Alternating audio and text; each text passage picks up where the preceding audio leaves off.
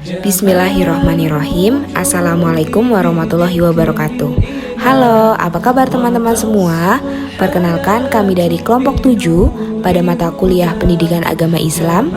Dan pada video kali ini kami akan membahas mengenai syirik dan bahayanya bagi manusia. Oke, sebelumnya kita perkenalan diri dulu nih.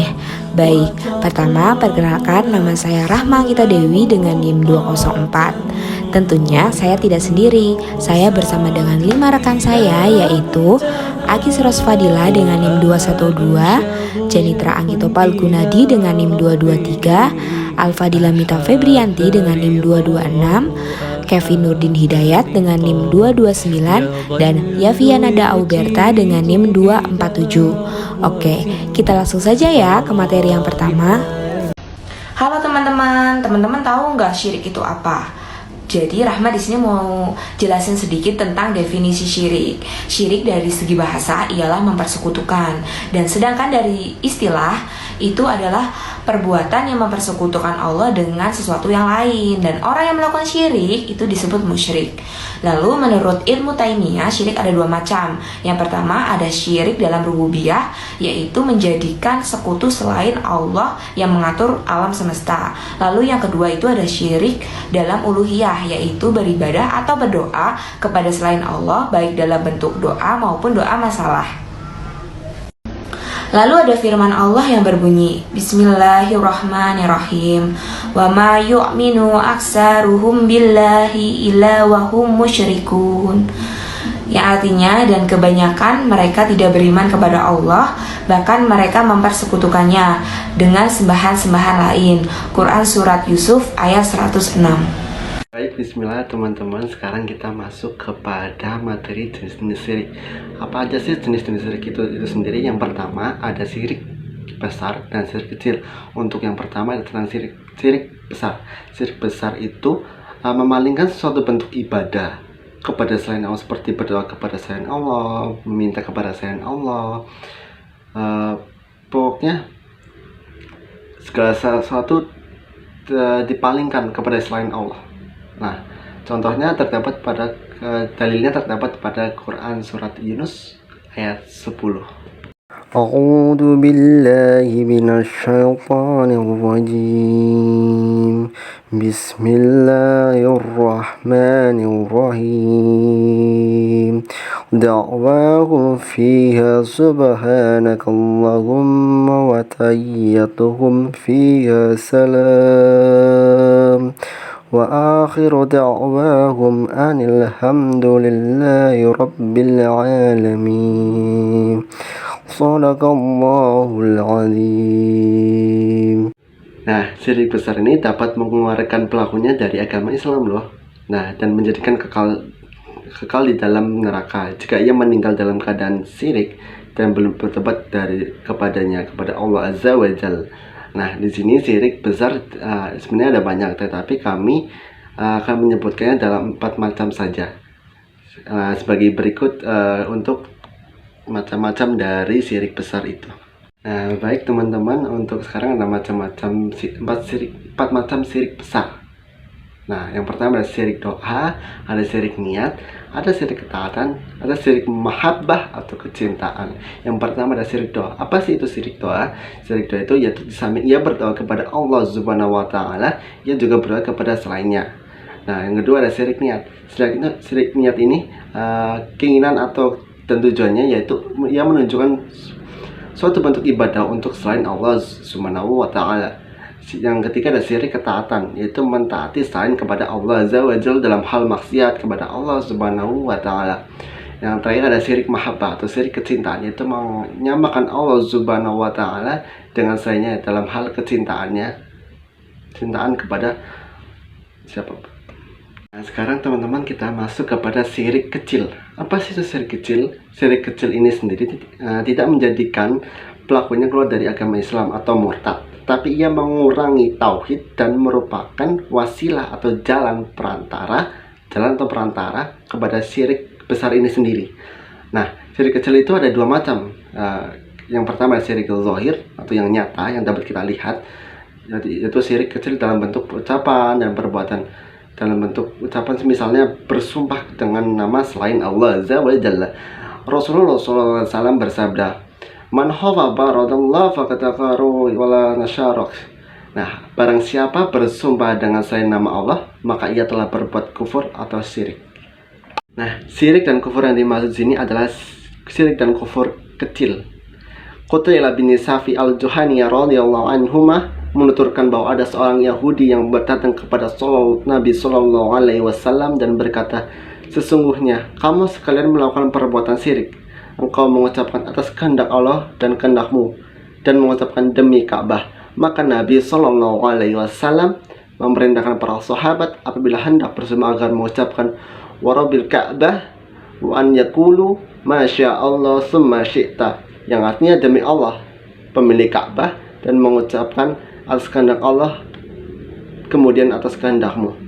Hal ini berdasarkan hadis dari Ibnu Abbas radhiyallahu anhu bahwa Rasulullah SAW bersabda, "Idza khalafa ahadukum fala yaqul masya Allah wa syi'ta walakin liyaqul masya Allah summa syi'ta." Apabila seorang dari kalian bersumpah, janganlah ia mengucapkan atas kehendak Allah dan kehendakmu, akan tetapi hendaklah ia mengucapkan masya Allah syi'ta, atas kehendak Allah kemudian kehendakmu. Nah, yang untuk yang kedua tentang syirik kecil ini macam-macam. Yang kedua ada syirik khafi atau yang tersembunyi, yang tidak dapat dilihat, yaitu syirik dalam hal keinginan dan niat seperti riya, ingin dipuji orang lain, dan sum'ah jika ingin didengar orang lain dan lainnya, seperti melakukan suatu amalan tertentu untuk mendekatkan diri kepada Allah Azza wa Jalla, tetapi ia ingin mendapatkan pujian manusia. Dia ingin sombong, dia ingin segalanya. Misalnya dengan memperintah sholatnya karena ingin dilihat orang, dia sholat tapi dia pengen dilihat orang. Lalu atau bersedekah agar dipuji dan memerintah suaranya dalam membaca Al-Quran agar didengar oleh orang lain, menarik orang lain untuk mendengarnya. Nah, sehingga mereka menyanjung atau memujinya. Baca dalam A'udzu billahi minasy syaithanir rajim. Bismillahirrahmanirrahim. Qul innama ana basyarum mislukum yuha ilayya annama ilahukum ilahu wahid. فمن كان يرجو لقاء ربه فليعمل عملا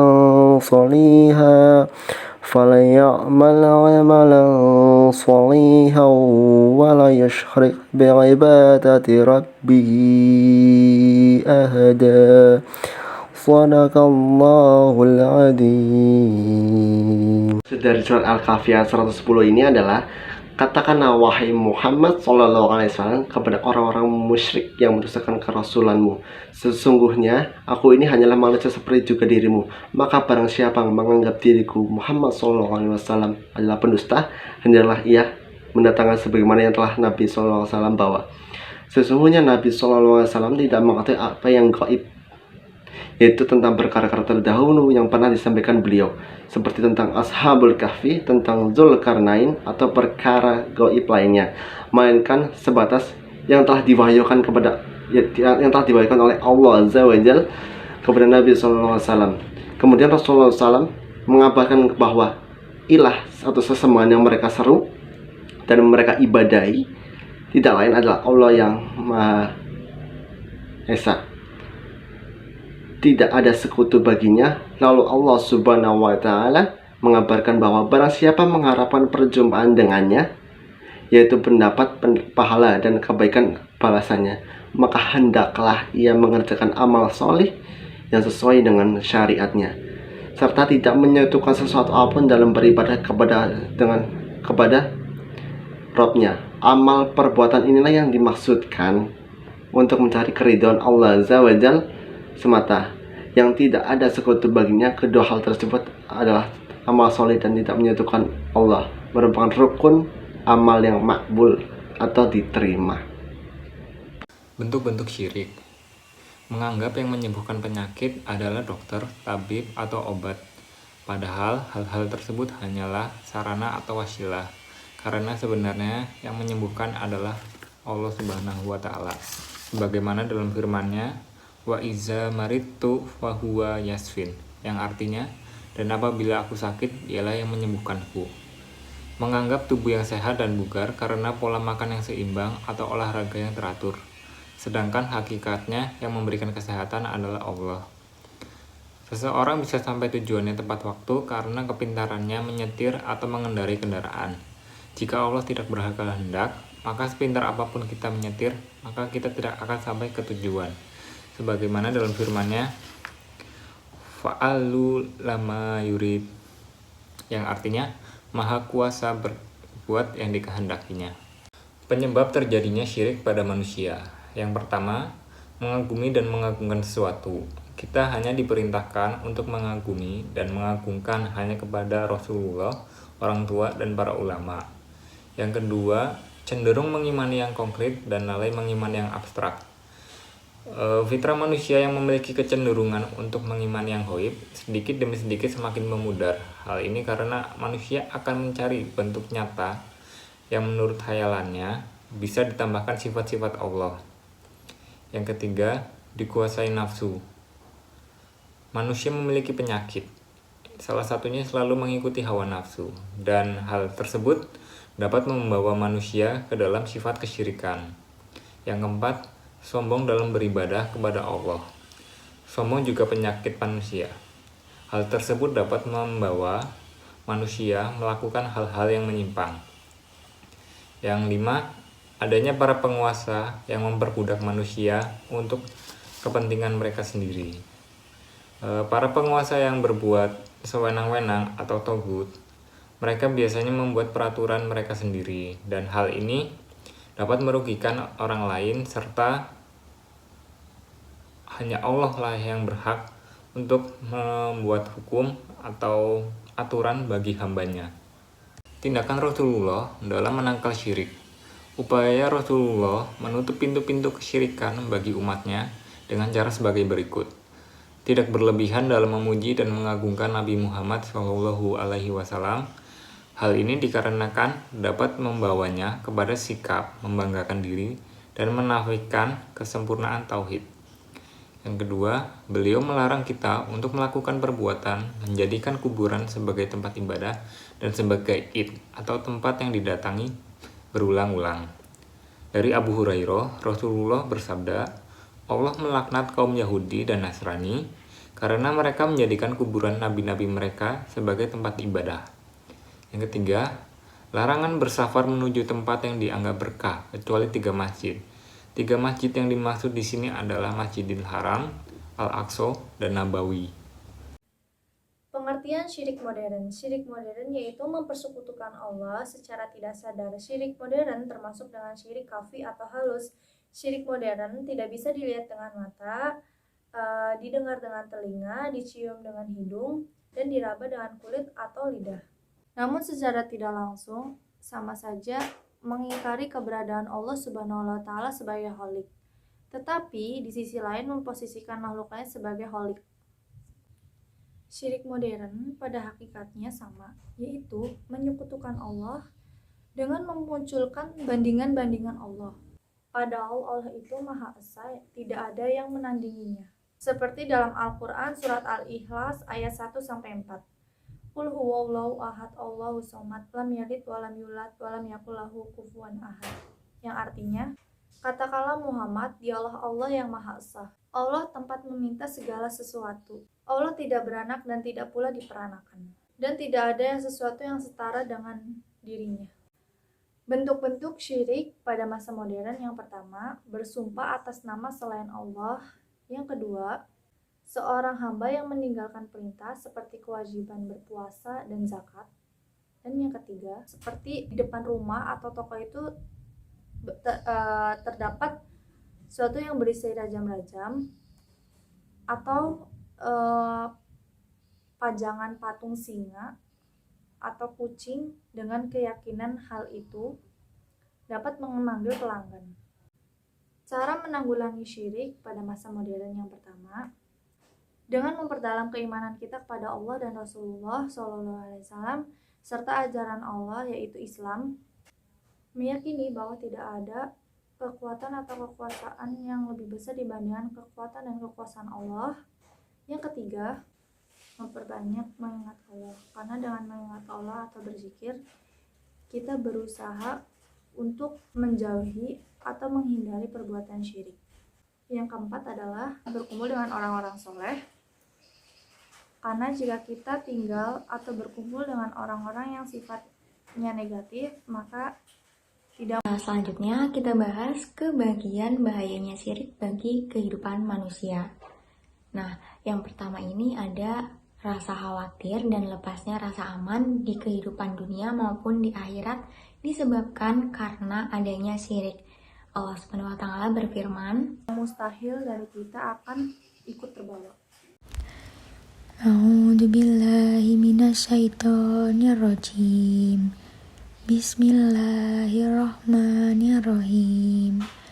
Alladzina amanu wa lam yalbisu imanahum bidzulmin ulaika lahum amnu wa hum muhtadun. yang artinya orang-orang yang beriman dan tidak mencampur adukan iman mereka dengan kezaliman atau syirik, mereka itulah orang-orang yang mendapat keamanan dan merekalah orang-orang yang mendapat petunjuk. Ini disebutkan dalam Quran Surat An-Naam ayat 82. Dan yang kedua, orang-orang yang syirik akan tersesat di dunia maupun di akhirat. Allah Subhanahu wa taala berfirman, A'udzu billahi minasyaitonir rajim. Bismillahirrahmanirrahim. Wa man yusyrik billahi faqad dhalla dhalalan ba'id. yang artinya barang siapa yang mempersekutukan dengan Allah, maka sesungguhnya ia adalah orang yang tersesat sejauh-jauhnya. Hal ini disebutkan dalam Quran Surat An-Nisa ayat 116. Dan yang ketiga, orang yang berbuat syirik akbar atau syirik besar tidak akan diampuni oleh Allah Subhanahu wa taala jika mati dan belum bertaubat. Allah Subhanahu wa taala berfirman, A'udzu billahi minasyaitonir rajim. Bismillahirrahmanirrahim. Innallaha la yaghfiru an yushraka bihi wa yaghfiru ma duna dzalika liman yasha. Wa man yusyrik billahi faqad iftara isman 'adzim. yang artinya sesungguhnya Allah tidak mengampuni dosa syirik. Dia mengampuni segala dosa yang selain dari syirik itu bagi siapa yang dikehendakinya. Barang siapa yang mempersekutukan Allah, maka sesungguhnya ia telah berbuat dosa besar. Hal ini disebutkan di Quran Surat An-Nisa ayat 48. Dan yang keempat, ini adalah yang terakhir. Jika seseorang berbuat syirik akbar atau syirik besar, maka seluruh amalannya akan terhapus. Allah Subhanahu wa taala berfirman, A'udzu billahi minasyaitonir rajim. Bismillahirrahmanirrahim. Walau asyraku lahabita anhum ma kanu ya'malun. yang artinya seandainya mereka mempersekutukan Allah, niscaya lenyaplah seluruh amalan yang ia kerjakan. Ini disebutkan dalam Quran Surat An-Naam ayat 88. Orang yang berbuat syirik akbar pantas masuk neraka dan diharamkan surga untuknya. Allah Ta'ala berfirman, Innahu man yushrik billahi faqad haramallahu alaihil jannata wa ma'wahun naru wa ma lidzalimina min ansar. Sesungguhnya orang yang mempersekutukan sesuatu dengan Allah, maka pasti Allah mengharamkan kepadanya surga dan tempatnya ialah neraka. Tidaklah ada bagi orang-orang yang zalim itu seorang penolong pun.